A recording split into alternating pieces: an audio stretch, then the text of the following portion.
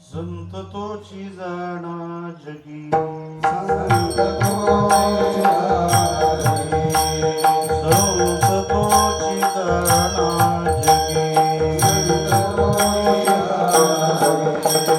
दया क्षमाजाचे अंगी दया क्षमाजाचे अंगी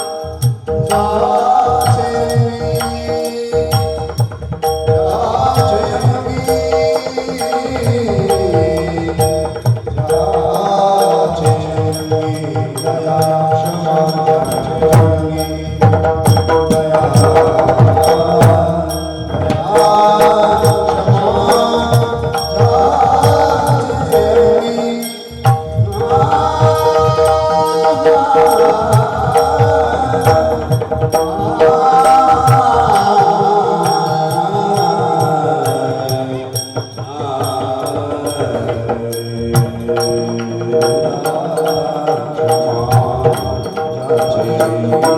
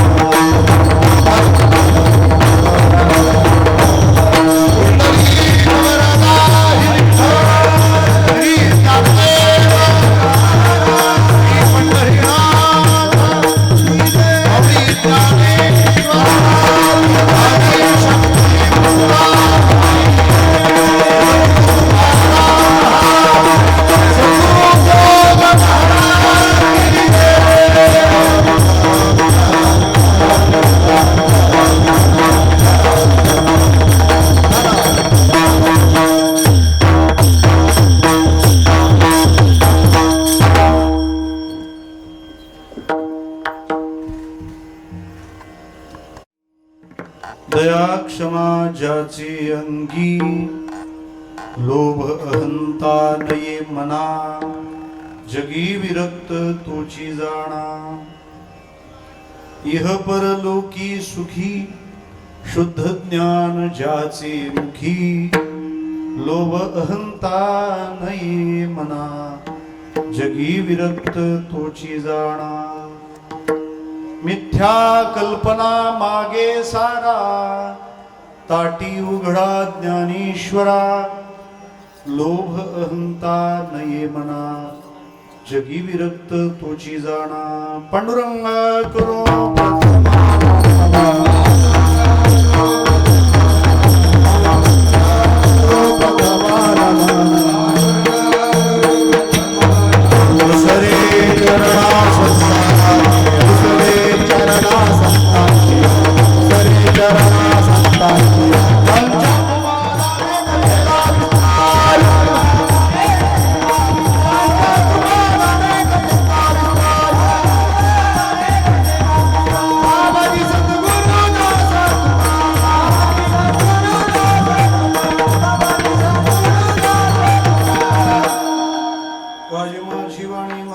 संतांशी रंजवू चित्तासी आपुल्या.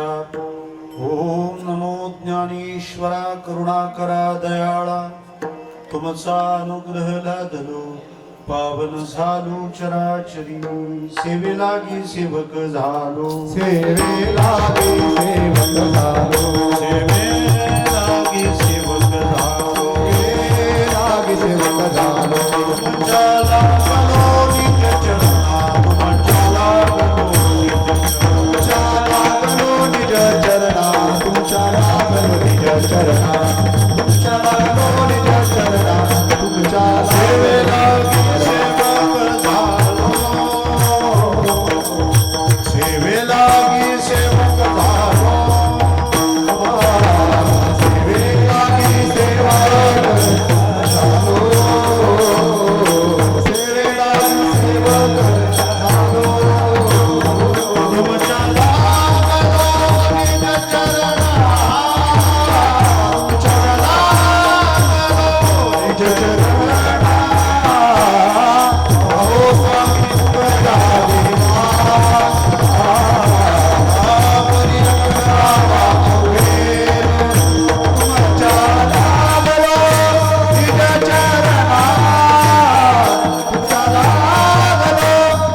चरणा. अहो स्वामी तुमच्या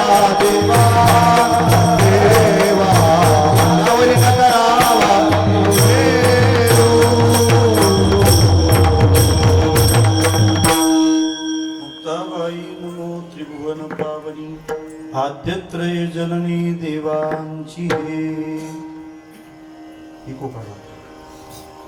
भगवान स्वरूप सर्व श्रोतृवृंदांच्या चरणारविंदी विनम्र भावाने वंदन करतो. बास एकदम कमी बास करा. कीर्तन सेवेकरिता आपल्या पुढे सादर केलेला अभंग ज्यांच्या पुण्य पावन परिघामध्ये आपण वास करत आहोत, किंबहुना आज कीर्तनाचा उपक्रम ज्या पंचक्रोशीत सुरू आहे त्या तापी तीर निवासी ब्रह्मचित्कला आईसाहेब मुक्ताई महाराजांचा ज्ञानोबारायांना बोध करणारा, सूचना करणारा, त्याहीपेक्षा असं म्हणेन की आज्ञा करणारा हा भंग आहे. ज्या निमित्ताने हा गोड समुदाय एकत्र आणला त्या निमित्ताचा परिचय करून देणं अगत्याचं आहे. आपल्या ह्या यावल तालुक्यातील कासारखेडा या गावी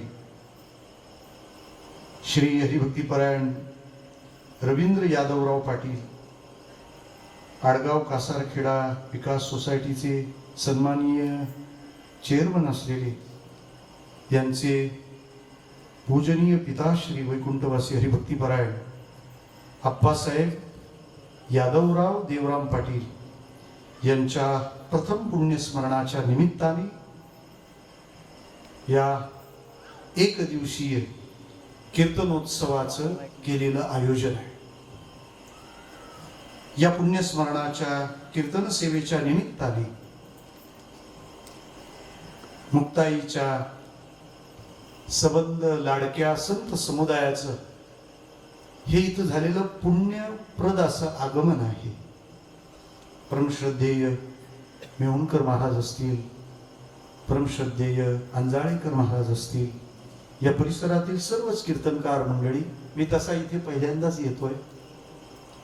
आमच्या भरत महाराजांची भेट झाली आणि आपण सर्वजण या सर्वांच्या दर्शनाचा या ठिकाणी आलेला हा योग, योगेश महाराजांनी माझ्यापर्यंत दिलेलं निमंत्रण आणि त्यानिमित्तानं या ठिकाणी या कीर्तन सेवेच्या निमित्तानं येणं घडलंय. निमित्त आहे पुण्यस्मरणाचं, ज्याला कर्मकांडाच्या भाषेत श्राद्ध असं म्हणतात. परंतु त्याकडे पाहण्याच्या आपल्या संस्कृतीच्या नजरा 3 प्रकारच्या आहेत.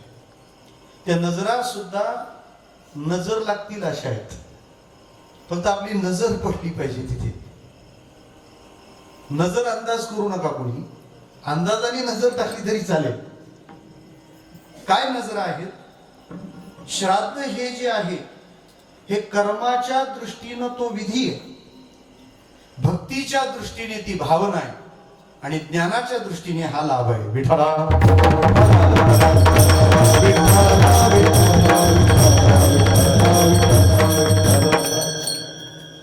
कर्माच्या दृष्टीने श्राद्ध हा विधी, ज्या अनेक जबाबदाऱ्या, जी अनेक कर्तव्य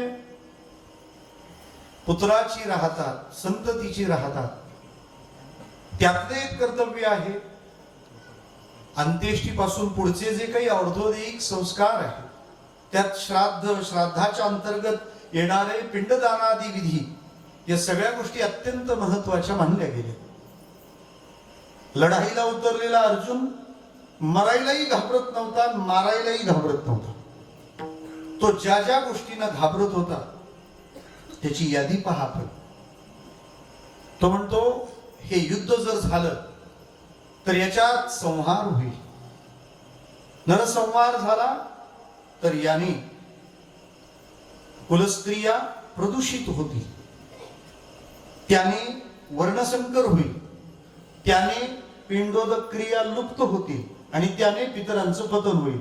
म्हणून मी लढत नाहीये. संकरो नरकायैव कुलघ्नानां कुलस्य च पतन्ति पितरो हेषा लुप्त पिंडोदक क्रिया. मग का श्राद्धाची योजना का? ज्या देहात तो राहून निघून गेलेला असतो त्या देहाचे आणि त्याचे कोणतेही आसक्तीचे पाश उरू नये म्हणून त्याचं दान केलं जातं. त्याच्या जोडीला वस्त्रदान, अन्नदानादी उपक्रम का?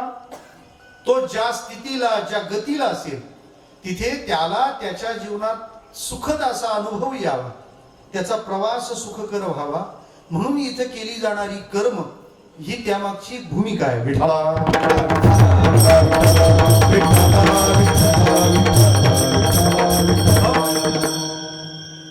भारतातला माणूस अमेरिकेला जरी प्रवासाला जायला निघाला तरी कुणी त्याला स्वेटर देतं, कुणी त्याला अजून काही टोपी देतं, कोण गॉगल देतं का? हे तुला तिथं उपयोगाला येईल म्हणून. नुसतं अमेरिकेत जायला जर एवढी तयारी असते तर ती व्यक्ती परलोकगामी होते आणि तिचा जो पुढचा प्रवास आहे त्या पुढच्या प्रवासासाठीच्या या आमच्या भूमिका आम्ही व्यक्त करतो ते श्राद्ध आहे. ते म्हणाल मग तिथं असंच असेल का, ते येतीलच का? त्याचं नावच श्राद्ध आहे. आणि श्राद्धाची व्याख्या शास्त्रानेच सांगितली आहे, श्रद्धया क्रियते तत्श्राद्धम. विधी 2 प्रकारचे असतात. काही कर्म ही विधी प्रधान आहे आणि काही कर्म ही श्रद्धा प्रधान आहे. वास्तुशांतीला 21 झाडांच्या काड्या पाहिजेतच, जरी तुम्हाला धुराचा त्रास झाला तरी तो पाहिजेच, विधी प्रधान आहे. पण जेव्हा आम्ही पितरांकरता तर्पण करतो, पिंडदानादी कर्म करतो, श्राद्ध घालतो, त्यावेळेला ती व्यक्ती इथे येते, या श्रद्धेनं ते केलं जातं. तीच येते असं नाही, त्याच्या मागच्या 3 पिढ्या तिथे येत असतात.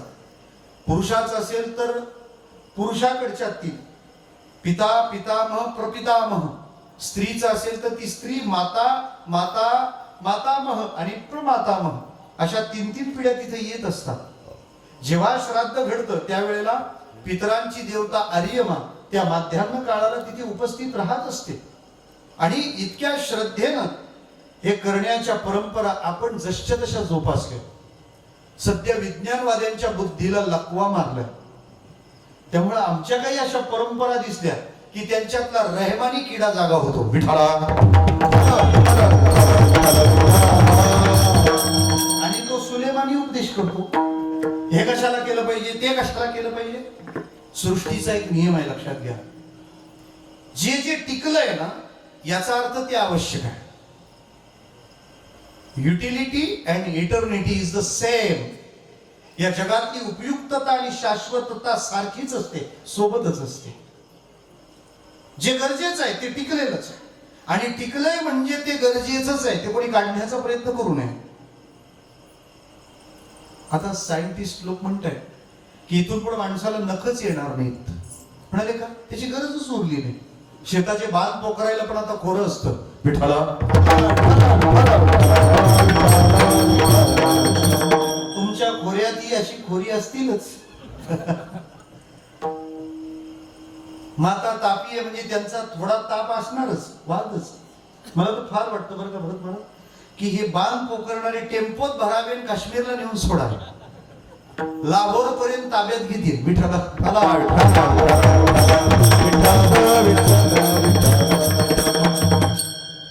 नखांचा उपयोग नाहीये इथून पुढे, त्यामुळे नख म्हणे नष्ट होणार आहेत, गरज नाही राहिली त्याच्यात.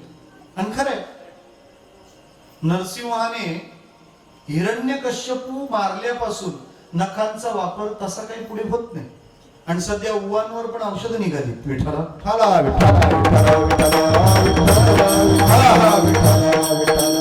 Utility and eternity is the same, त्या सोबत असतात. मलाही वाटायचं की मंदिरात मी जेव्हा जातो तेव्हा आरती होते, मग आरती झाल्यावर लगेच प्रसाद द्यायला पाहिजे होता. ते मध्येच कापुराची आरती घेऊन अख्ख्या लोकांमध्ये हिंडवतात. मग त्याच्यावर असा आपण हात फिरवायचा आणि तो गालावरून सोडायचा. मलाही वाटायचं हे वेडी पण आहे. पण कोरोना आल्यावर कळलं की त्या कापराच्या आरतीवर हात फिरवल्याने हात निर्जंतुक होतात. पूर्वज वेडे नाहीत, त्यांना वेड ठरवण्यामध्ये आम्ही जास्त शाणी झालो.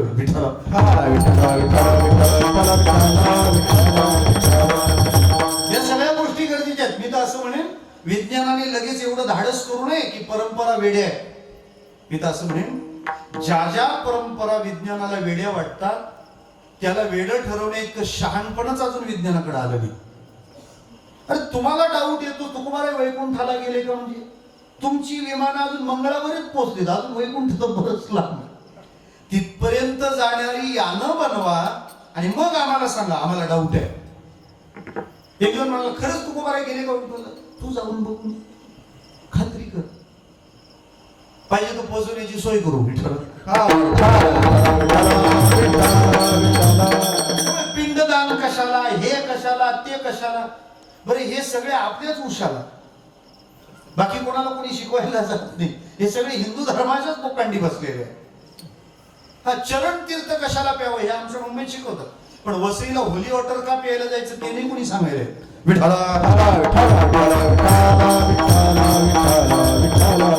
त्यामुळे परंपरा ज्या असतील, जशा असतील त्या सुज्ञ, आणि म्हणून त्यांचा वेळोवेळी जागोजागी स्वाभिमान धारण केलं. आमुची आईसी परंपरा हे म्हटलं गेलंय ना, ते गरजेच आहे. म्हणजे आंधळेकर महाराजांची पायीवारीची परंपरा. आता हार्टचा स्पेशलिस्ट सांगतो काय, दररोज किमान 10,000 पावलं चाललं पाहिजे तर ऑक्सिजन लेवल नीट राहील. का? कोरोना आलाय, 2 लाटा येऊन गेल्या, 3री बनवायला टाकली. बघू आता दिवाळीत वगैरे पाहू, आता दसरा झाला. विठ्ठला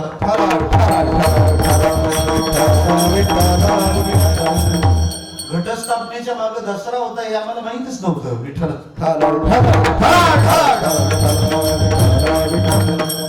जनतेला नेबळत समजतात का काय काय माहिती.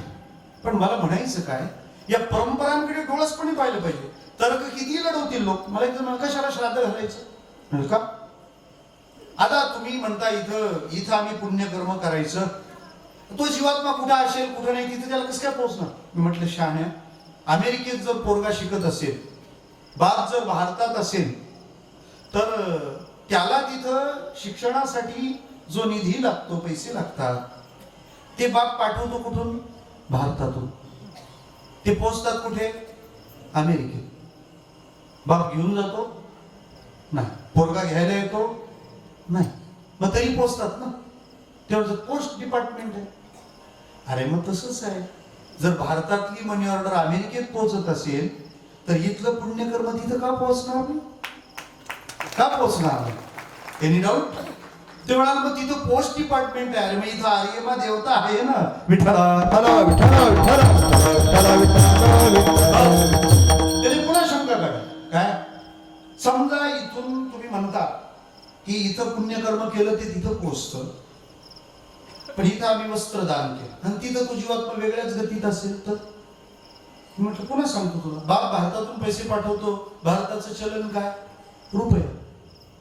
मुलाच्या अकाउंटला जमा होते बँकेत तिथल्या, पण विथड्रॉवलला काय मिळतात, डॉलर पाठवले होते का, डॉलर पाठवले, पाठवला रुपया, पोहोचला डॉलर. निघालेलाच महाराज कीर्तनाला पोहोचला पाहिजे असं आहे ना.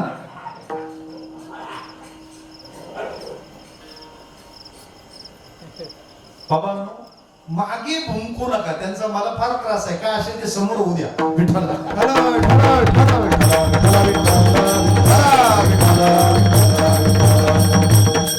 प्रत्येक विषयाला न्याय देण्यात मी इमानदार आहे. मला म्हणायचं काय की तुम्ही पुण्यकर्म इथं वस्त्रदान केलं, त्याला तिथे मिळताना त्या जीवाला अनुकूल भोगाच्या रूपानेच मिळणार. बा पुन्हा तो म्हणाला, पण ते आम्ही ज्यांचं श्राद्ध घालतो ते जर मुक्त झाले असतील तर कशाला श्राद्ध घालायचं. म्हणजे ज्याला करायचंच नाही ना तो या मोसमात असतो. मी म्हटलं सांगतो तुला, समजा बापाने इथून मनी ऑर्डर पाठवली, पोरगा तिथे जागेवर नसला तर, पोरगा कुठं बाजूला गेला असेल, नाही तर बाप लोकांच्या पोरांना सांगतो बायजूकडे पहा, आणि याचं पोरग बाजूकडे पाहते. विठ्ठल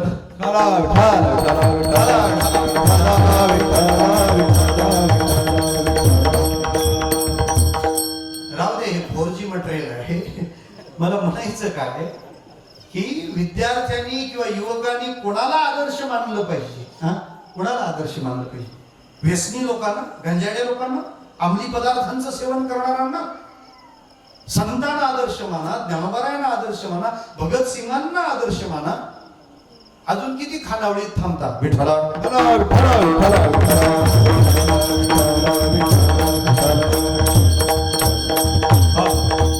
जाऊ दे, आपण बाजूला नको जायला. पोरग जर बाजूला नसेल तर म्हटलं सांगतो ना तुम्हाला, ते पोरग जर बाजूला गेलं असेल, मनी ऑर्डर घ्यायला ते थांबलं नाही. मनी ऑर्डरचं काय होतं, भेजणीवाले का पुराणामार्फत ते ज्याचं त्याला येऊन मिळतं. ज्याचं श्राद्ध घालतो तो मुक्त झाला असेल तर ती देवता त्या भागाचं सेवन करते आणि यजमानाला आशीर्वाद देते. आता करायला काय अडचण आहे. मला म्हणायचं एकच आहे की आपण भाग्यवान आहोत. या सगळ्या संकल्पनांचे आम्ही वंशज आहोत. या परंपरा आमच्या आहेत, बाकीच्या लोकांना माहिती नाही. बरं का महाराष्ट्री, नाशिकला एक फॉरेनर आला. आता ते रामकुंडावर चाललं होतं पिंडदानाचं काम. त्यांनी ते भटजीला विचारलं, हे गुरुजी please tell me what is this, सांगा ना मला हे काय. त्यांचं पिंडदान. आता त्या भटजीला प्रश्न पडला, याला कसं काय समजवावं, त्याला काय कळणार आहे. बरं त्याला जर म्हटलं दिस इज अ पिंड, त्याला काय पिंड कळेल, त्याचा तो पिंड आहे का, त्याला पिंड कळणार कसा. त्या भटजीने दिलं ठोकून, दिस इज अ राईस बॉल. विठ्ठला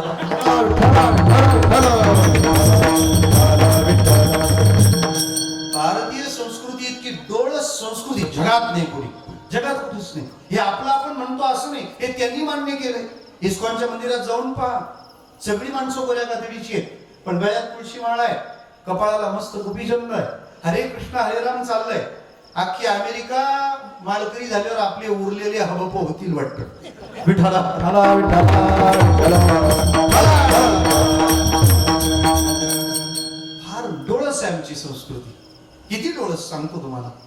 पूर्वजन्म आणि पुनर्जन्म ह्या मान्यता आमच्याच आहेत, आमच्याच मान्यता आहेत ना. जन्मतारीख आपण लिहितो, खरंच ती जन्मतारीख आहे का आपली? अजिबातच नाही.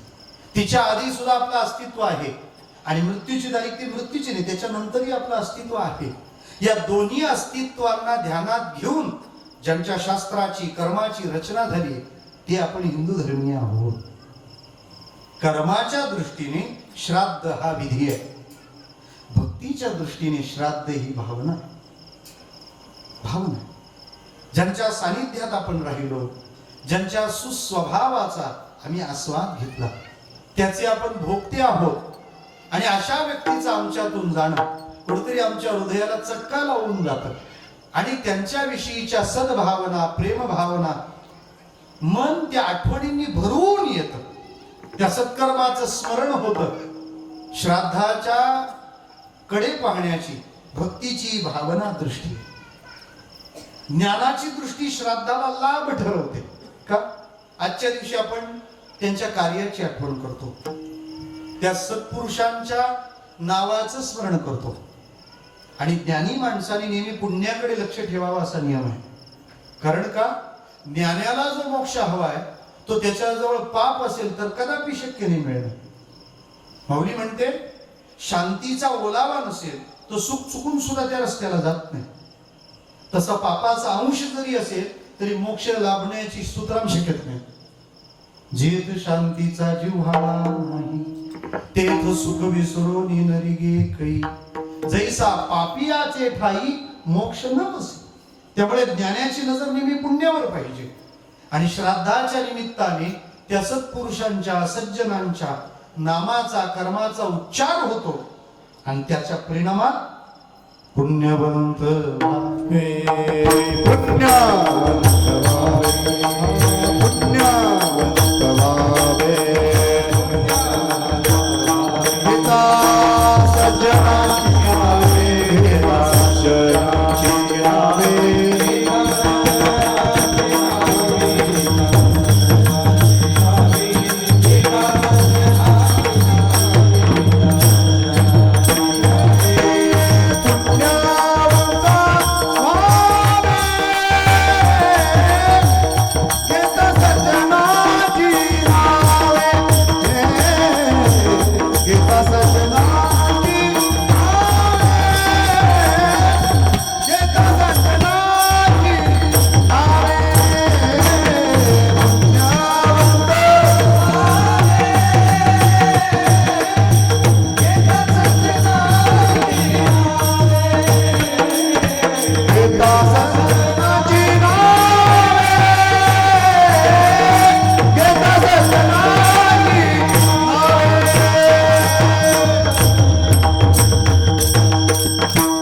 सज्जनांची नावे घेता पुण्यवंत व्हावे.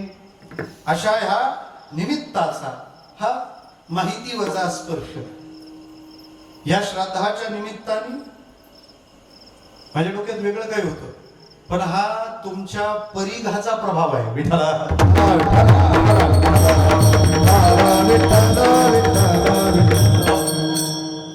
त्यामुळं ज्यांच्या गावात आपण आहोत त्यांना वंदन करण्याची संधी आणि ब्रह्मचित्कला आईसाहेब मुक्ताई मातेचे आपण सर्व प्रतिनिधी आपल्या स्वरूपाने साक्षात मुक्ताई मातेने हा दरबार पुनीत केला आहे अशा भावनेनं मी या अभंगाला स्पर्श करतोय. एक दुसरी महत्वाची बाब, आज बाबांचं पुण्यस्मरण आहे.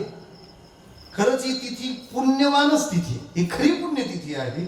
कारण महाराष्ट्र अध्यात्माच्या बाबतीत ज्या कारणाने डोळस आहे त्यातल्या अनेक कारणापैकी एक कारण आहे वारकरी शिक्षण संस्था. सद्गुरु जोग महाराजांनी जी संस्थापित केली त्यांच्याद्वारा जी संस्थापित आहे आणि त्या यज्ञामध्ये स्वतःच्या जीवन समिधा ज्या अनेकांनी अर्पित केल्या त्यातली मुख्य समिधा परमपूज्य परमश्रद्धेय वैकुंठवासी नथुसिंग बाबांची आज पुण्यतिथी आहे. विठ्ठला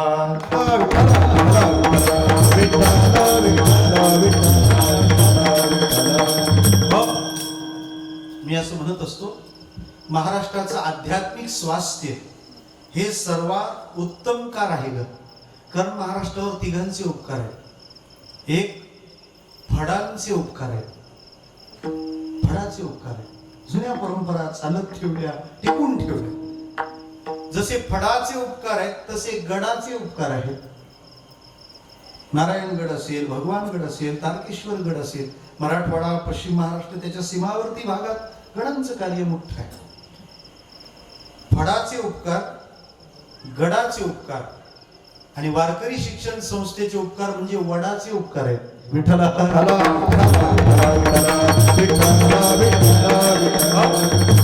त्या छत्र छायेमध्ये महाराष्ट्राचं अध्यात्म सुखरूप राहिले.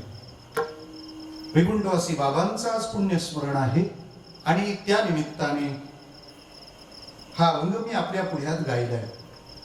दुसरी महत्वाची बाब, एखादा संत होतो असं नाही, समाधानासाठी प्रत्येकाला तिथपर्यंत जावंच लागणार नाही. संतत्वाशिवाय समाधान शक्य नाही. या जगामध्ये समाधान शोधायला, सुख शोधायला बाहेर पडा. तुम्ही नक्की एखाद्या संतापर्यंतच येऊन थांबाल. विठ्ठला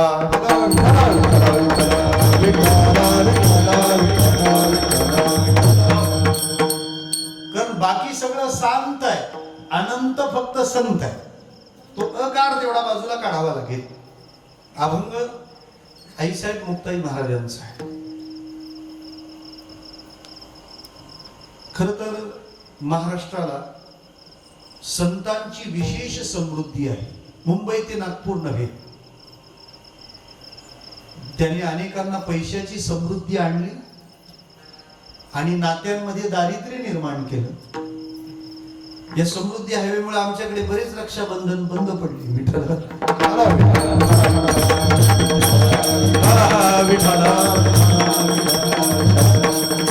भाऊ बहीण फक्त कोर्टातच भेटतात. काय कृपा आहे हो. अध्यात्माची काय गरज आहे, भक्तीची काय आवश्यकता आहे ते आपल्याला कळेल. आणि त्यात वारकरी संप्रदाय म्हणजे संत समुदाय किंवा संतांची मांदियाळी ही कन्सेप्ट आहे इथली, ही संकल्पना. मी माझ्या भावविश्वात असं म्हणत असतो की एखादं राज्य चालवायला मंत्रिमंडळ लागतं. पूर्वी त्या त्या पदावरची माणसं राज्य चालवायची. विठ्ठला आता विनुपद चल ही सुनई बिनु काना. जाऊ दे, मला काय म्हणायचं आहे, एखादं राज्य चालवायला, साम्राज्य चालवायला मंत्रिमंडळ लागतं. तसं महाराष्ट्रात राम राज्य चालवणार एक मंत्रिमंडळ आहे. ज्ञानोबा त्या खात्यातले मुख्यमंत्री, त्यांच्या आधिपत्याखाली सगळा कार्यक्रम चालला. मी सांगत चालतो, खाते वाटप करतो, तुम्ही शपथविधी होऊ द्या. ज्ञानोबा आमच्या ह्या राम राज्याचे मुख्यमंत्री आहेत. निवृत्तीनाथ महाराज या राम राज्याचे शिक्षण मंत्री आहेत. या सगळ्या कल्पना, या सगळ्या योजना, हे सगळं लोकशिक्षण ही पद्धती त्यांच्याकडून प्रसारित झाली.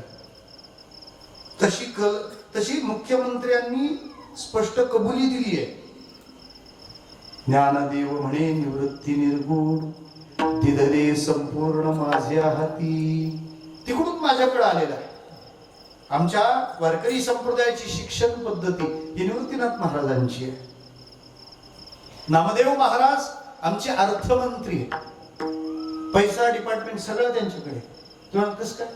वारकरी संप्रदायाने प्रेमालाच संपत्ती मानली आणि त्या प्रेम नावाच्या संपत्तीबद्दलचे सगळे अधिकार पंढरपूरला देऊन ठेवलेत. तू पंढरी रायाचा प्रेम भांडारी. नामदेव महाराज खजिनदार आहेत, अर्थमंत्री आहेत. तिथून सगळं प्रसारित होतं.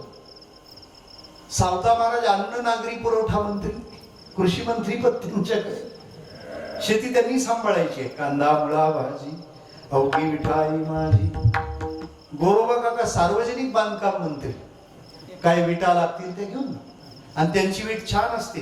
त्यांची वीट आली का त्यांच्याकडे विटेवरचा पण येतो. विठाला विठ्ठला विठ्ठला विठ्ठला विठ्ठला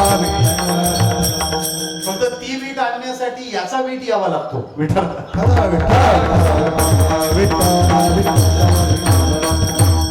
गोरोबा काका आमचे सार्वजनिक बांधकाम मंत्री आहेत. कबीर महाराज वस्त्रोद्योग मंत्री आहेत.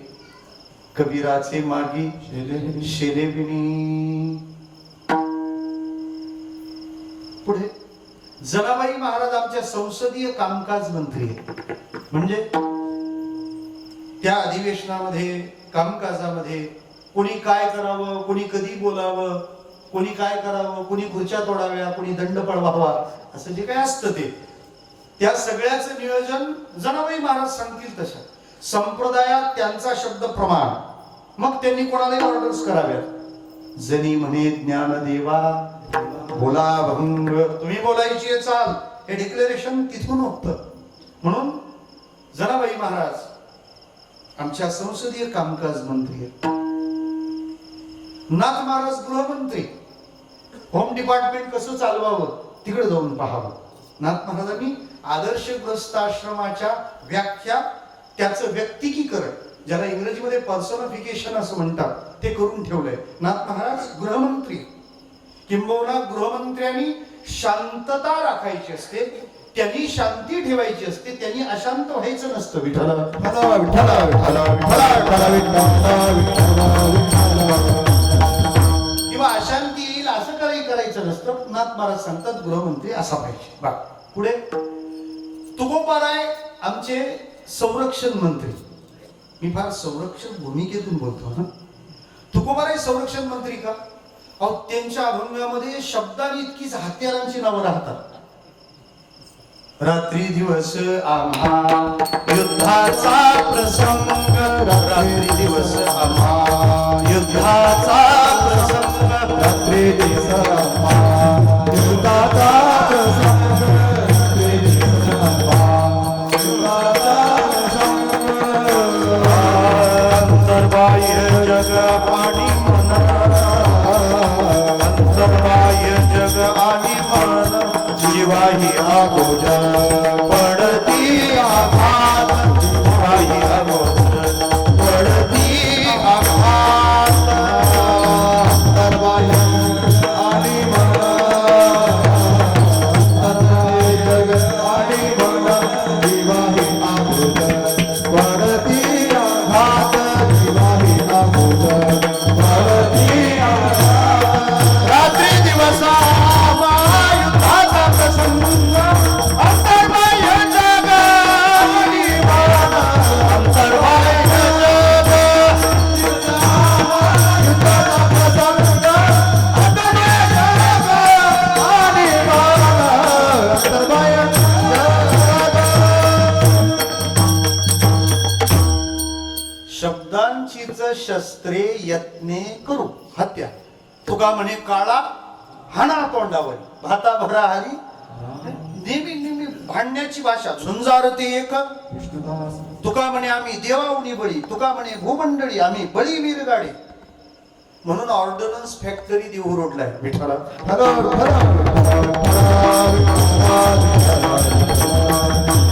तुकोबाराय बस आमचे संरक्षण मंत्री आहे. युद्धाच्या भूमिका त्यांच्याकडे. शिवूरच्या बहिणाबाई महाराज आमच्या नगर रचना मंत्री. त्याच्यामुळं संप्रदायाच्या बिल्डिंगचं प्लॅन जे आहे तो आर्किटेक्ट प्लॅन त्यांनी बनवला. संत कृपा झाली, इमारत फळाली, टाउन प्लॅनिंग त्यांच्याकडे. तुम्हाला बस झालं किती फिरता, या लवकर मेहुणला. मुक्ताबाई महाराज संप्रदायाच्या कायदे मंत्री आहेत. विठ्ठला कुणाच्या भूमिका योग्य आहेत, कुणाच्या अयोग्य आहेत, याचा निर्वाळा ज्या कोर्टातून होतो ना, ते कोर्ट म्हणजे मेहुण आहे, ते कोर्ट म्हणजे तापी तीर आहे, ते कोर्ट म्हणजे मुक्ताई महाराज आहे. त्याच्यामुळे आज आपण कायदे मंत्र्यांकडे आलोय, आज आपण कोर्टात आलोय. काय न्याय मिळतो, कोणाच्या कोणत्याही भूमिका चुकत. जरा सोपं बोलू का? सामान्य माणूस चुकला तर त्याला संत त्याला प्रबोधन करतात, मार्गदर्शन करतात आणि माणसाला देव बनवतात. माणसाला देव बनवणं हे सगळ्या संतांचं काम आहे. पण देव चुकायला लागल्यावर त्याला आणखीन देवत्वावर कोणी न्यायचं, ते काम संप्रदायात फक्त एकाच विभूती महत्वाकडे, त्या मुक्ताई महाराज आहेत.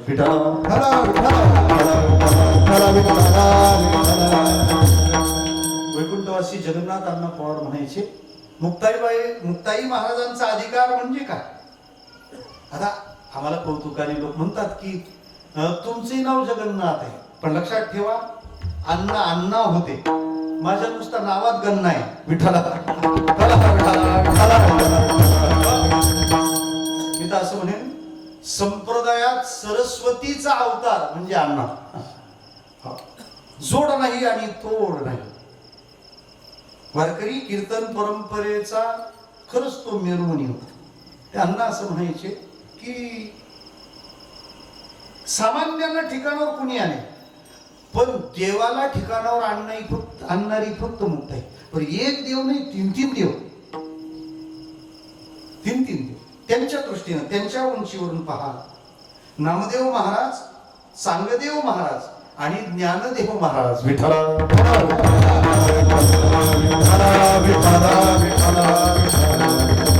आणि तिघांना पण शिकवले ते कायदेच.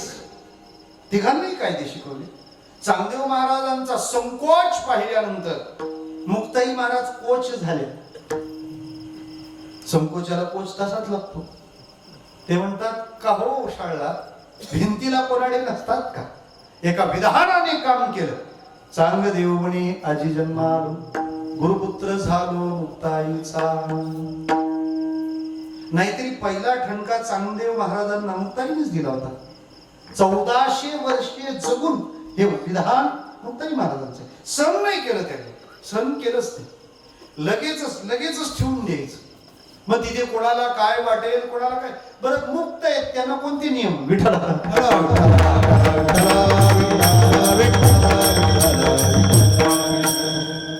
मुक्ताला सुद्धा ज्या ठणकावून सांगू शकतात, कारण तो मुक्त असेल, पण ही मुक्ताची आई आहे. ही मुक्त आई, हिने मोकळेपणाने बोलावं असं आहे ना. नामदेव महाराजांची भूमिका जेव्हा गडबडताना दिसली, सर्वांनी नमस्कार केला. नामदेवरायांचा नमस्कार परतीत आला नाही. सर्वांनी त्याला नमस्कार करणं हे त्यांचं वैभव, त्यांचं मोठेपण, त्यांचं ऐश्वर्य आहे. परंतु भाताचं कणीस जोपर्यंत आकडा करत नाही तोपर्यंत ते परिपूर्ण मानलं नाही जात. एखादा माणूस खूप श्रीमंत आहे, ठीक आहे, परंतु त्याच्या व्यवहारात विनय येत नाही तोपर्यंत ती श्रीमंती खरी ठरत नाही. एक शायर का ख्याल है, सुनाता हुआ आपको, बात दिलो दिमाग की है. वो कहता है, गंध आ रही है तुम्हारी दौलत से, गंध आ रही है तुम्हारी दौलत से, तुम्हारी अमीरी नई नई लगती है.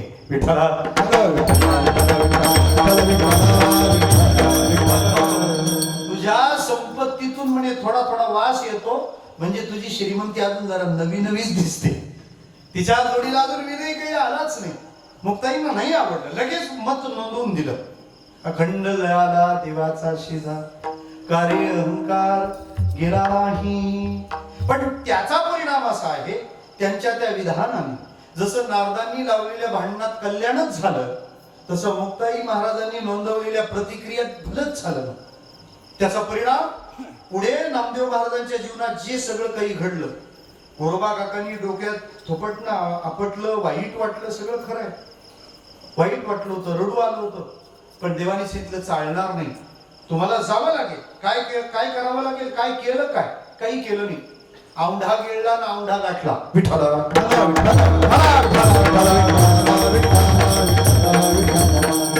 सगळ्या आणलेल्या गाड्यांचं ट्रॅफिक काढलं ते मुक्ताई महाराजांनी.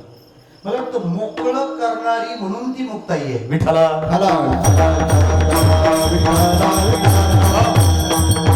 मगाशी महाराज आम्हाला सगळ्या सेवेकऱ्यांचा परिचय करून देत होते. आपण तिथले सेवेत आहोत, खरंय. मुक्त करणाऱ्याच्या ठिकाणी गुंतावं. विठ्ठला या तमिळ भाषेमध्ये एक कुरल नावाचा ग्रंथ आहे. कुरल, तिथले महर्षी तिरुवल्लुवर झाले.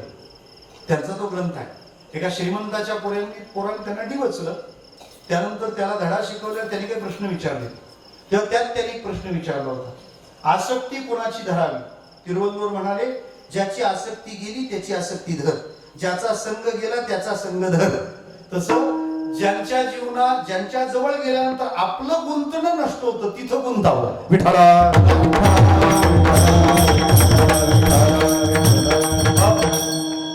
गुंतणंच आहे, पण जिथं गुंतले ती अवघड आहे. तिथलं गुंतणं सज्ञानपणाच आहे. आणि आपण जिथं आहोत तिथलं गुंतणं तुकोबाराय म्हणतात, पाही गुंतलो नेणता माझी असो तुम्हा चिंता, तुगा ठेवी माथा पायी आता राखा. जसं चांगदेव महाराज, जसं नामदेव महाराज, तसं ज्ञानोबारायांचं. भिक्षाटनाच्या निमित्ताने आळंदीची प्रदक्षिणा मिळालं तर काही नाही, पण लोकांनी उपेक्षा केली. इतकंच नाही, दुर्जनांची इतकी मजल ज्ञानोबारायांच्या श्रीमुखात भडकावली हो. ज्ञानोबारायांचं जीवन तरी कसं मानावं, कसं पाहावं. साधूच्या जीवनात द्वंद्वाची सुद्धा शिखरं असतात. द्वंद्वाची सुद्धा शिखर. ज्याचा मान मोठा असतो ना त्याचा अपमान पण मोठाच असतो. त्याच्यामुळे एखादा माणूस खूप असा चमकत असेल तर त्याचा काळोखातल्या लोकांनी द्वेष करू नये, त्यांनी त्याचं बिल भरलेलं राहतं. त्यामुळे तुमचं दिल भरलेलंच राहू द्या. विठ्ठला. एक शायर की बात है, वो कहता है, हर आदमी हीरा ही होता है लेकिन चमकता वही जो घिसता है. चमकणं जे आहे ना त्याचं मूल्य घासून घ्यावं लागतं. तेवढे सायास राहतात, तेवढे तिथे कष्ट राहतात, तिथे कष्ट राहतात. मान अपमान दोन्ही सारखेच राहतात. यंदा कुठं लोक दोन्हीला चांगलं बोलली. विठ्ठल. इतके वर्ष काय कशाला म्हातारे ठेवले, द्या काढून कशाला आणले, कशाला ठेवले. आता म्हणतात म्हाताऱ्यांचा अंदाजच येत नाही. मान अपमान सारखे राहतात, पचवावे लागतात. हो, ज्ञानोबारायांचं तोंड पाहणं देखील अपशकुनी म्हणणारी लोक होती. वारीमध्ये 5 तासाची रांग असते हो, त्यांच्या समाधीवर डोकं टेकायला मिळावं म्हणून. मांड भाजायला भांड मिळू दिलं नाही. आता दया दुधाचा दिवस रात्र नैवेद्य चाललाय, स्नान चाललंय, अभिषेक चाललाय, तेव्हा दारात उभं राहू दिलं नाही. आता पालखी दारातून येईल म्हणून भांडतात. विठ्ठला.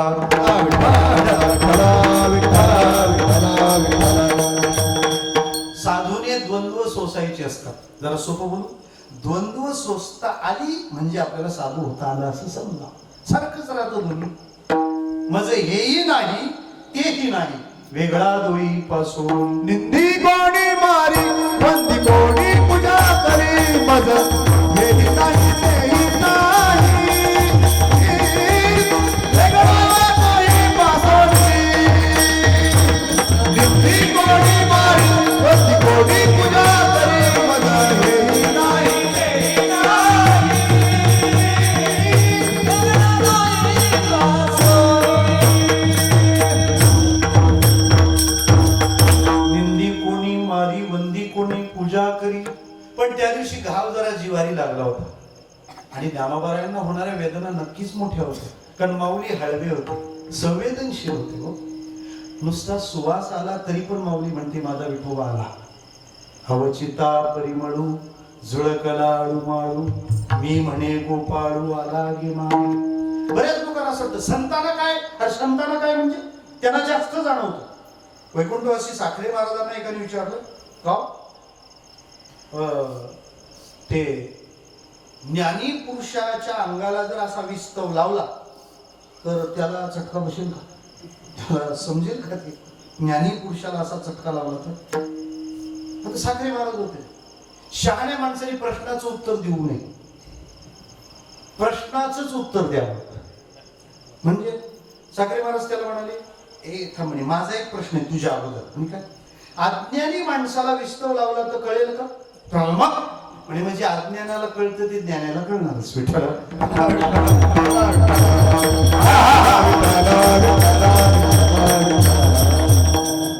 माऊलीच्या घाव तो वरमी लागला. नको, या जगाला तोडच नाही दाखवायचं. अपशकुनी आहे ना, ज्ञानोबा आत येऊन बसले, दार लावून गेले. निवृत्तीनाथ महाराज त्या नुकसानाला जाणत होते. ज्ञानोबारायांचं दार बंद असणं ठीक नाहीये. झाले ना 1.5 वर्ष होऊन गेला ना आता. विठ्ठला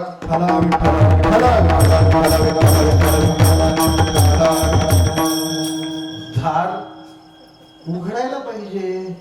दार उघडायला खरं तर महाराज असं आहे, गंमत सांगतो तुम्हाला.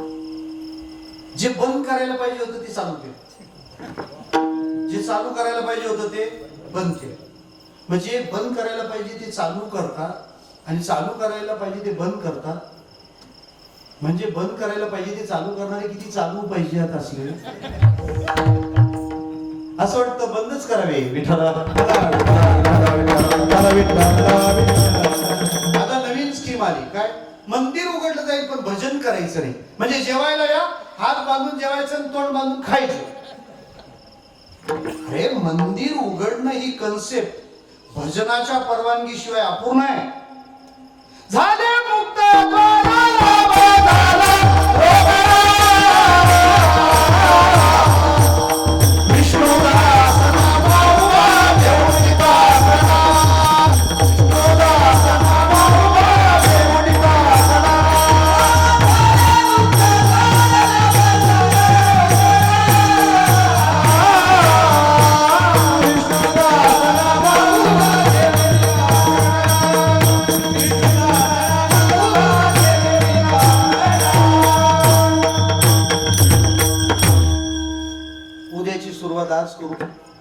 झाले मुक्त द्वार, लाभ झाला रोकडा. विष्णुदास नाम उभा घेऊन काकडा.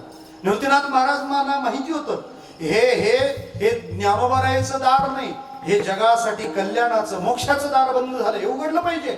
काय करायचं? मग योग्य मार्ग काढला. काय? जबाबदारी मुक्ताई महाराजांकडे सोपवली. हे तुम्हीच करू शकता. काय कमाल आहे. संप्रदायातल्या सगळ्यात कठीण मोहिमा ज्यांनी हातात घेतल्या आणि पार पाडल्या त्यांचं नाव मुक्ताई महाराज. सगळ्यात कठीण, जे कोणालाच जमणार नाही ते काम तिथं सोपवलंय. तुम्ही जा. बरं गंमत अशी आहे, एरवी ज्ञान मुक्तीला बाहेर आणतं, आज मुक्ती ज्ञानाला बाहेर आणायला निघाली. विठ्ठला मुक्ताई महाराज दार ठोठावतात, या बाहेर महाराज. आणि मी सांगते म्हणून बाहेर या असं नाही. तुम्ही कोण आहात त्याचा विचार करा म्हणजे तुम्ही बाहेर या. योगी पावन मनाचा, योगी पावन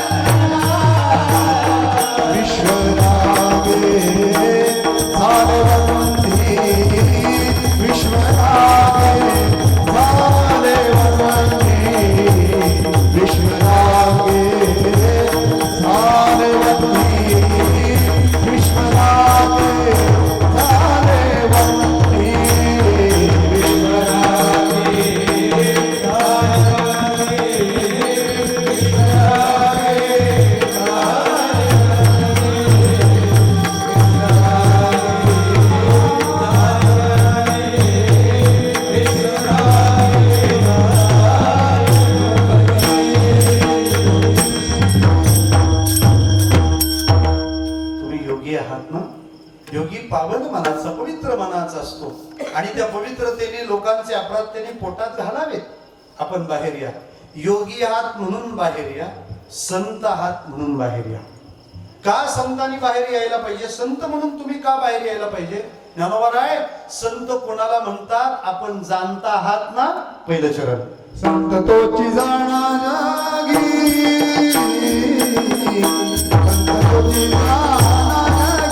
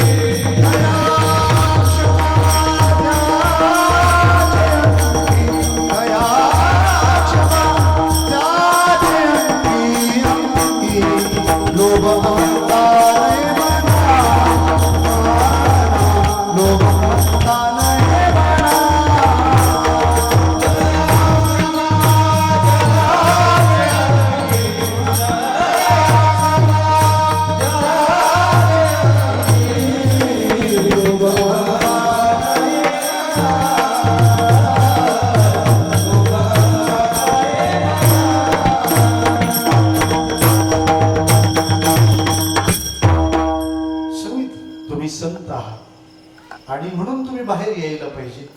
कारण कोण असतो संत? मुक्ताई महाराज म्हणतात, संत तोची जाणा जगी, दया क्षमा ज्याची अंगी. हा जो अभंग आहे ना, याच्यामध्ये मुक्ताई महाराजांनी सगळी सूत्र मांडली.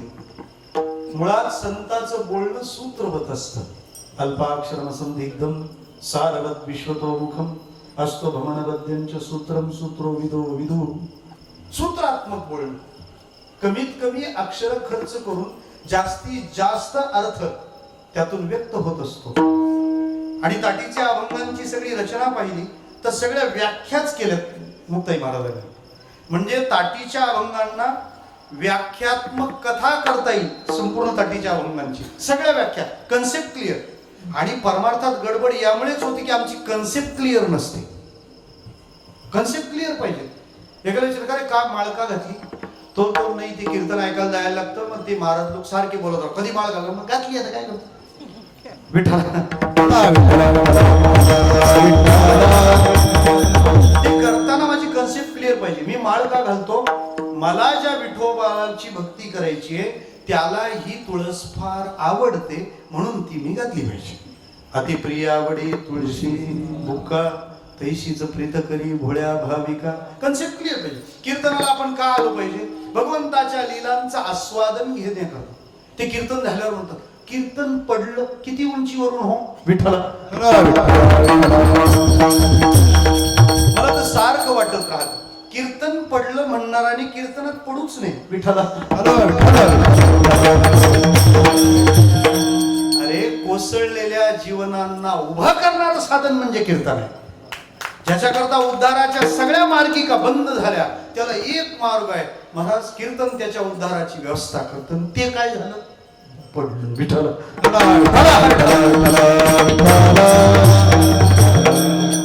कन्सेप्ट क्लिअर करताय. या अभंगामध्ये मुक्ताई महाराजांनी 4 व्याख्या क्लिअर केल्या. संत कोणाला म्हणायचं, विरक्त कोणाला म्हणायचं, शुद्ध ज्ञान कोणतं, आणि ताटी उघडणं म्हणजे काय विठ्ठला.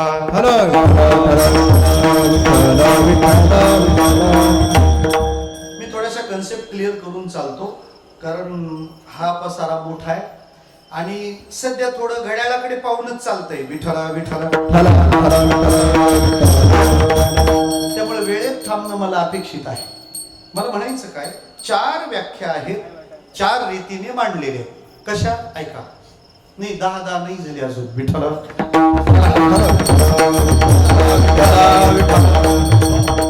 पहिली व्याख्या आहे संत कोण, दुसरी व्याख्या आहे विरक्त कोण, तिसरी व्याख्या शुद्ध ज्ञान कोणतं, आणि चौथी व्याख्या ताटी उघडणं म्हणजे काय. या प्रत्येक व्याख्येला समृद्ध करताना मुक्ताई महाराजांनी 2-2 गोष्टी घातल्या प्रत्येक ठिकाणी. थोडस स्ट्रक्चर पाहू, जमलं तर स्लॅब टाकून तर सोडून देऊ. टाकू पत्र, काय करतात त्याला, पत्राने पाहू काय होईल ते. पहिलं, संत कोण ठरवताना 2 गोष्टी घातल्या. कोण संत? दया क्षमा. विरक्त कोण? पुन्हा 2 गोष्टी घातल्या, लोभ अहंता नयमना. शुद्ध ज्ञान कोणतं? इहलोकी सुखी परलोकी सुखी. ताटी उघडणं म्हणजे काय? कल्पना मागे सारा. कोणती? मिथ्या कल्पना आणि मिथ्या विठ्ठला.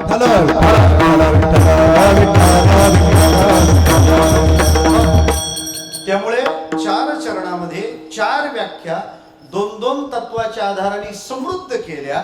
मुक्ताई महाराजांच्या काव्याचे वैशिष्ट्य. आपण याच्यावर चर्चा कायम करत राहता. आपण या बाबतीत आणखी खोलीने याचा विचार केलाय. फक्त एक 6 महिन्यापूर्वी या अभंगांचा मला आलेला अनुभव शेअर करून मी पुढे जाईल. मंगळावर माणूस कसा जगू शकतो किंवा काय, त्याचा अमेरिकेत संशोधन चाललंय. त्या नासाचा एक ॲस्ट्रॉनॉटिकल सायंटिस्ट आमच्या प्रकल्पावर आला, आपल्या वानप्रस्थाला. प्रणित पाटील असं त्याचं नाव. तो इथे भूमिपुत्रांसाठी काम करतो. तो नासामध्ये मंगळावर माणूस कसा राहू शकतो, ते क्लायमेट, ॲटमॉस्फिअर, वेदर निर्माण केले त्यांनी, आणि तिथं ते जगून आपण किती कसे लढू शकतो त्याचा प्रयोग करतात. तर ते एक दिवस प्रकल्पावर आले आणि मला विचारू लागले की हे काम करताना खूप फ्रस्ट्रेशन येतं, त्रागा होतो, काय करावं काही कळतच नाही. फार ताणतणाव वाढला, घरी माझी चिडचिड वाढली. नासाचा सायंटिस्ट आहे, त्याने विचारलं, या हा त्रागा होतोय मला, लोकांमध्ये तर जावं लागतं, फ्रस्ट्रेशन येतं, टेन्शन येतं, चिडतो मी, घरी पण रागावतो, काय करायला पाहिजे? मी म्हटलं एक मार्ग मला दिसतो. म्हटलं काय? तुम्ही गुगलला सर्च मारा. ते म्हणलं काय सर्च मारायचं? ताटीचे अभंग एवढं पहा. मी त्याला साधारण ज्येष्ठ महिन्यामध्ये तो आल्यानंतर सायंटिस्ट त्याला हा मार्ग सांगितला होता की तुम्ही ताटीचे अभंग त्याचे रोज एक पारायण करायचं. सगळे अभंग तुम्हाला मराठीतलं नाही कळलं तर इंग्लिश ट्रान्सलेशन मिळून जाईल, ते तुम्ही वाचा. तो मला एकदाच भेटण्यासाठी प्रकल्पावर आला होता ज्येष्ठ महिन्यात. ताटीच्या अभंगांची पारायण केली. गुरुपौर्णिमेला तो त्याच्या सगळ्या मित्रांना घेऊन प्रकल्पावर पुन्हा आला आणि तो म्हणाला, मी निरोप घेऊन आलोय का? मुक्ताईने मला मुक्त केलं.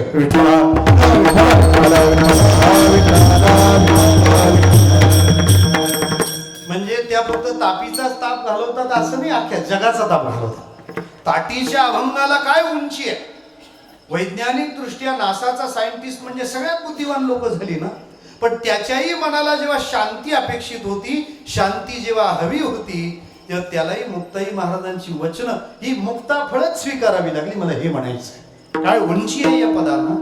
आम्ही प्रत्यक्ष मुक्ताई महाराजांचा अनुभवलेला साक्षात्कार म्हणून पाहिजे.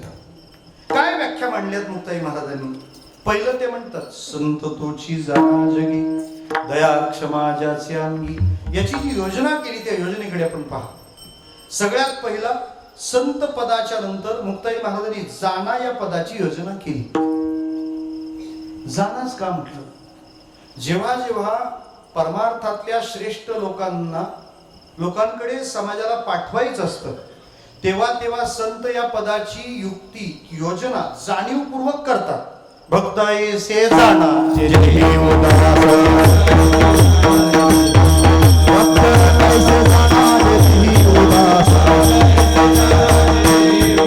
गेल्या शापाश निवारोणी,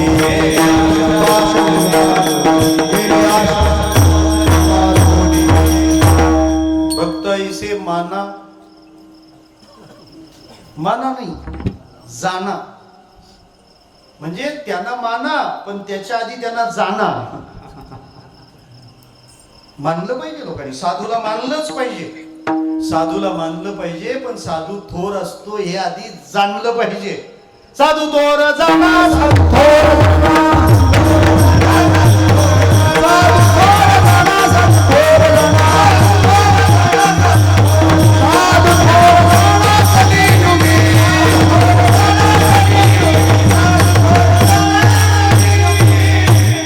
नेहमी शब्द जाणा असाच असतो. हा जाणा शब्द का घातला असावा? थोडं जाणा, त्यासाठी थोडं त्या शब्दाकडे जाणा. काय म्हणतो तो शब्द पाहू तर त्याचं हृदगत्त काय. माणसं मानण्यात फार घाई करतात. मानू नये असं नाही, पण ज्याला मानायचं आहे त्याला आधी जाणायचं आहे हा टप्पा विसरू नये. न मानता काय, न जाणता मानणं, हे मानणं क्षणिक राहतं. आणि विलंबाने जरी झालं तरी जाणण्यानंतर मानणं हे शाश्वत राहत. आणि मग गडबड होत नाही, गडबड होत नाही. गांधीजींचा एक शिष्य इंग्लंडला गेला. तिथे एक विडंबनकार नाटककार राहतो, जॉर्ज बर्नार्ड शॉ, प्रसिद्ध आहे तो जगात. हा तिथे गेला आणि त्यानं सांगू लागला, भारतातून आलोय. ठीक आहे बसा. गांधीजींचा शिष्य आहे, फार चांगला. मग एवढ्यावर थांबावं ना. त्यांनी दुसरा प्रश्न टाकला, गांधीजींबद्दल तुमचं मत काय? आता काय गरज आहे का? तुम्हाला एखाद्या महाराजाचं कीर्तन आवडलं ना, तुमच्या पुरतं ठेवा, दुसऱ्याला फोर्स न करू. मस्त असतं. मग तो हे काय नाही, पडलं विठ्ठल, माझ्या अभिरुचीला मी माझ्या पुरतं ठेवावं, दुसऱ्यावर लोड करू नये. हा अजिबात नाही करायचं. आपल्याला सोमवार उपवास होतो ना, तर तो करा. पण काहींनी सोमवार न केलेलं बरं असं वाटतं, कारण ते सोमवार न करणाऱ्यावर असा डूब धरतात. सोमवार करत नाही, महादेवाला काहीच वाटत नाही, पण हे त्रिशूल घेऊनच असतात.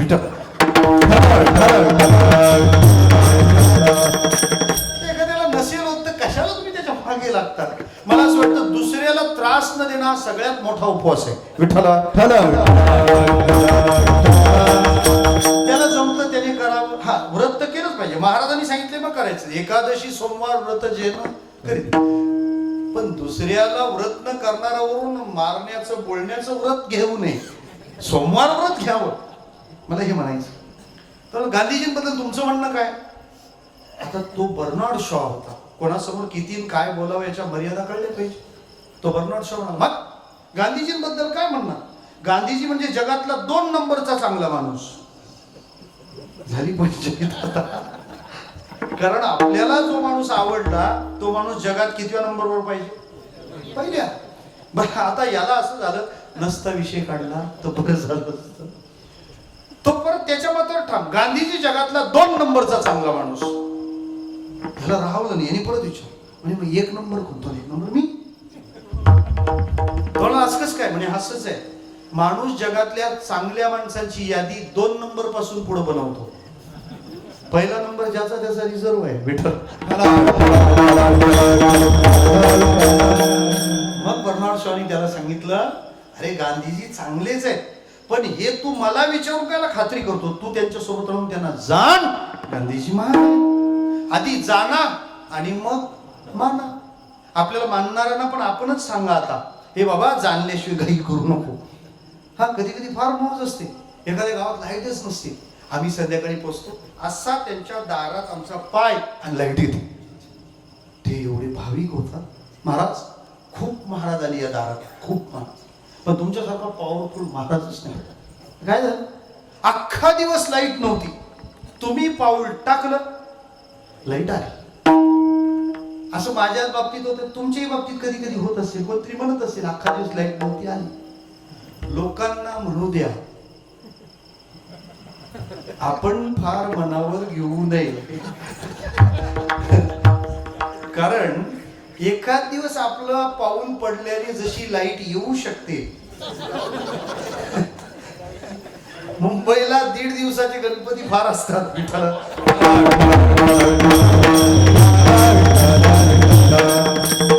अरे लाईट येणं जाणं याचा संतत्वाची काय संबंध?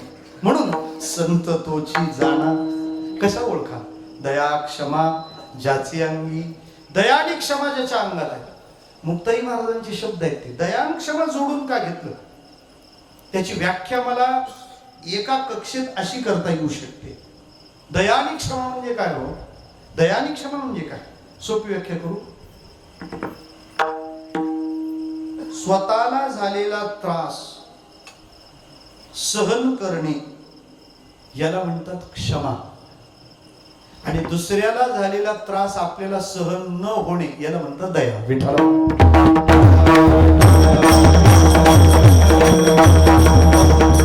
म्हणजे आपल्याला त्रास झाला तर तो सहन करावा, आपण त्याचं प्रत्युत्तर करू नये, म्हणजे आपल्याकडे काय आहे? क्षमा.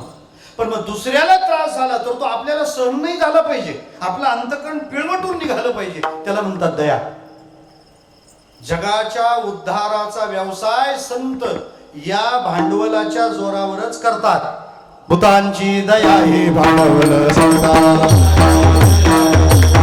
भूतांची दया हे भांडवल संता, आपुले ममता नाही रे.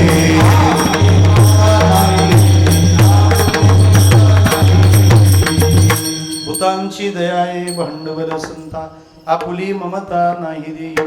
नाही हो, त्यांना राहवतच नाही. ज्ञानोबाराय फार गोड वर्णन करतात. पायी काटा नेटी ते व्यथा जीवी उमटे, तैसा पोळे संकटे पुढीला चेली. ही आहे दया. आणि क्षमा म्हणजे त्यांना कोणी त्रास जरी दिला तरी सुद्धा ते कोणाच्याही अकल्याणाचा विचार करणार नाही. ज्ञानोबारायांना आयुष्यभर ज्यांनी छळलं, पेमेंट काढताना पहिली अमाऊंट त्यांच्या नावावर. विठ्ठल. पसाय दान हे जे खळांची याला म्हणतात क्षमा. त्याने आपलं कल्याण केलं, आपण कल्याण नाही चिंतायचं, आपण त्याच्या एक लक्षात घ्या, काहीही हो, कोणी किती उपद्रवित हो, साधू त्याचा तो क्षमेचा मूळ स्वभाव सोडत नाही. मग ज्ञानोबाराय क्षमा आणि दया कोणाच्या बाबतीत? ज्यांनी तुम्हाला त्रास दिला त्यांच्याविषयी क्षमा धारण करा. आणि इथून पुढे महाराष्ट्रात जे सगळे मराठी भाषिक जन्माला येतील यांच्या उद्धाराचं तत्वज्ञान तुमच्याकडून सांगितलं जाईल. त्यांच्याविषयी दया धारण करा. म्हणजे तुम्ही तुमच्या भूतकाळाविषयी क्षमा आणि भविष्य काळाविषयी दया धारण करा, कारण तुम्ही संत आहात. दुसरी महत्वाची बाब, यांनी काही करावं तुम्हाला व्यथा व्हाव्यात. ज्ञानोबाराय, आपण या सगळ्यापासून निराळे आहात, अनासक्त आहात, आपण विरक्त आहात. त्यामुळे मला कोणी दुखावलं ही भावना उभी राहायला जागाच नसावी. दुसरं चरण.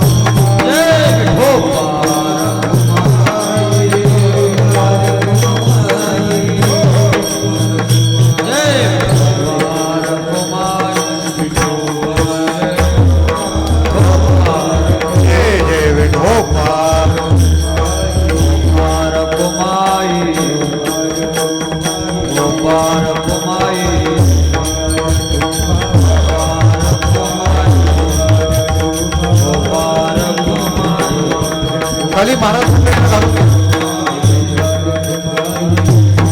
खाली घालून उलटली जबरदा श्री ज्ञानदेव आदि शक्ती मुक्ताबाई जगद्गुरु तुकाराम महाराज ढोकार कुमाई जय जय ढोकार कुमाई जय जय ढोकार कुमाई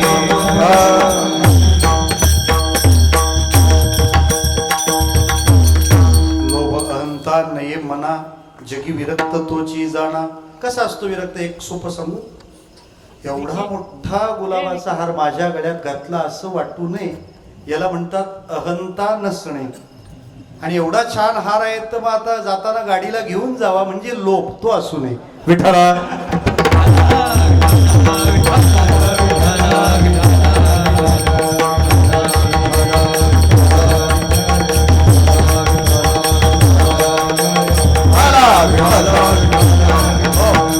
लोभ अंता नये म्हणा जगी विरक्त तोची जाणा.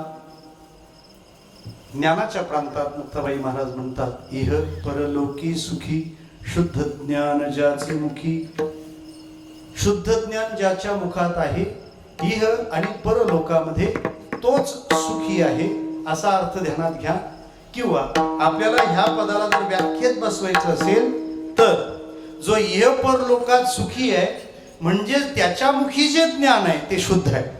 कारण शुद्ध बोधावर शुद्ध ज्ञान जिथं असतं तिथं दुःख कुठंच नाही. मग ते इथंही नाही आणि तिथंही नाही. आम्हा भयचिंता नाही धाक झाला इह लोकी परलोक आले सकळी वैकुंठ. मला म्हणायचं तात्पर्य इथंही दुःख नाही तिथंही दुःख नाही. दुःख दोन्ही बाजूचं संपून गेलं. इथं बोधाने आम्ही आनंदाने राहिलोय. आनंदे निर्भर असो भलते ठाई. आणि जिथं गेलो तिथला विचार कराल तर तुकोबारायने वैकुंठ गमनाच्या अभंगात असं लिहिलंय. महाराज असं म्हणतात की कृपेची सिंहासनी अधिष्ठानी वैसनी. आता आम्हाला तिथं कोणताच त्रास नाही. आता आम्ही तिथे आनंदात आहोत. मला असं वाटतं बोधावर जो असतो तो दुःखी कधीच होत नाही असं म्हटलं जातं बरं का. बाळ आणि साधू यांच्या तब्येती तेव्हा नीट राहतात. बाळ दुधावर आणि साधू बोधावर. विठ्ठला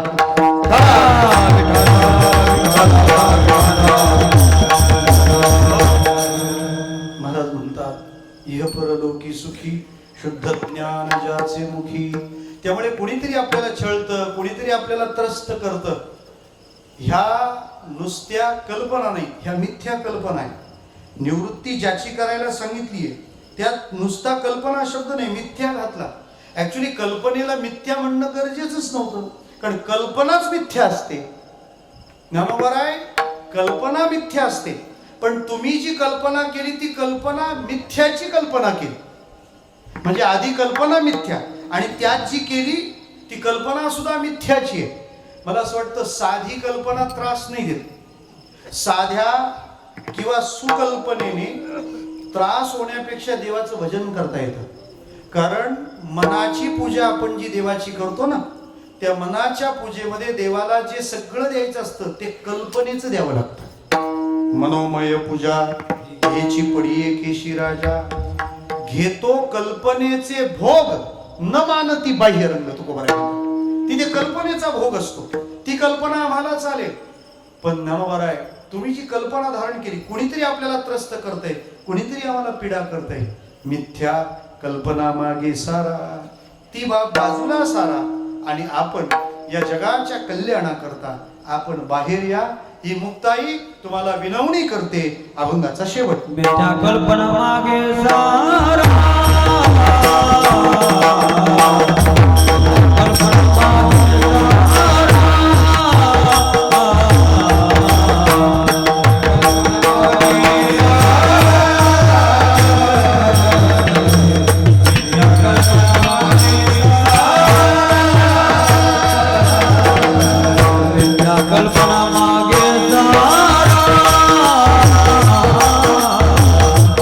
कल्पना मागे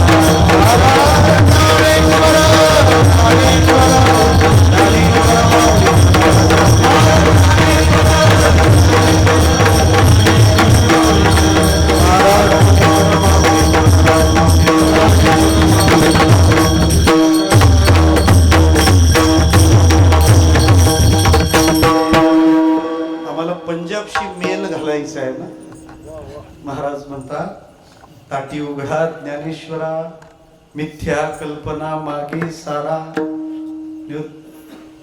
मुक्ताबाई महाराजांनी ज्ञानोबारायांच्या निमित्ताने समग्र जगासमोर, जगातल्या प्रचारकांसमोर घालून दिलेली जणू ही आचार संहिता आहे. एरवी अभंग कीर्तन ऐकणाऱ्यांसाठी असते, हे अभंग कीर्तन करणाऱ्यांसाठीच असते. तेव्हा या आदर्श अशा प्रचारक संहितेला वंदन करतो. आज या पुण्यस्मरणाच्या निमित्ताने आपणा सर्व संत समुदायाचं दर्शन झालं. अनलॉक असं काही झालं की बरं वाटतं.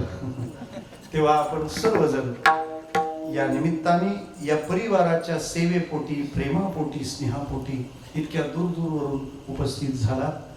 बाबांच्या आत्म्याला चिरशांती लाभो म्हणण्याची गरजच नाही. उलट त्यांनी वारकरी व्रताचा जो वसा शेवटपर्यंत निष्ठेने निभावला, त्यांनी जी नामसाधना केली, त्यांच्याकडे हा आशीर्वाद आपण मागूया की तशीच नामसाधना आमच्याकडूनही घडो. जाता जाता एकच सांगणं, कुणाचा द्वेष करू नका, कुणाचा मत्सर करू नका. माझ्याशी कोण कसं वागलं याचा हिशेब ठेवण्यापेक्षा मला सगळ्यांशी चांगलं कसं वागता येईल याचा प्रयत्न करूया. वाट्याला आलेलं काम करताना भगवंताचं गोड नाम आपल्या मुखात राहील याची काळजी घ्या. कलियुगात कल्याणाचा मार्ग दुसरा कोणताच नाही. कल्याणाचा मार्ग सांगून झाला, आता मला कल्याणचा मार्ग धरायला हरकत नाही. आपल्या सर्वांच्या कृपेने ही कल्याणाची वाट चालता येईल. गुणीजन, गंधर्व सभा, गायक, वादक, ध्वनिवर्धक मंडप तिथपासून तर आपण श्रोते आणि हा सर्व संत समुदाय या सर्वांचा स्नेह हृदयस्थ करतो. आणि या परिवाराला दीर्घ आयुर आरोग्य लाभो, अकल्प आयुष्य व्हावे त्या पुढा. माझी या सकळ हरीच्या दासा. आणि एवढ्या संत दर्शनाचा योग जुळून आणला म्हणून योगेश महाराज तुम्हाला धन्यवाद देतो आणि वाणीला विराम. विठ्ठल जय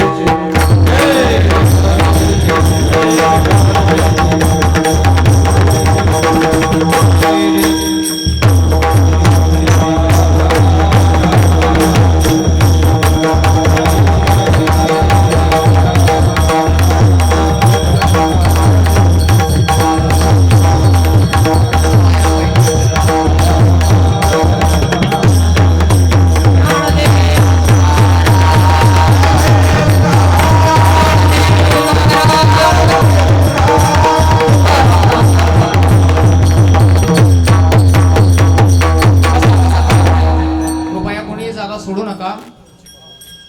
भगवंताच्या कृपेने, साधू संतांच्या आशीर्वादाने आजचा आपला हा दिवस कीर्तनाचा अतिशय आनंदाने आणि शांततेने संपन्न झाला.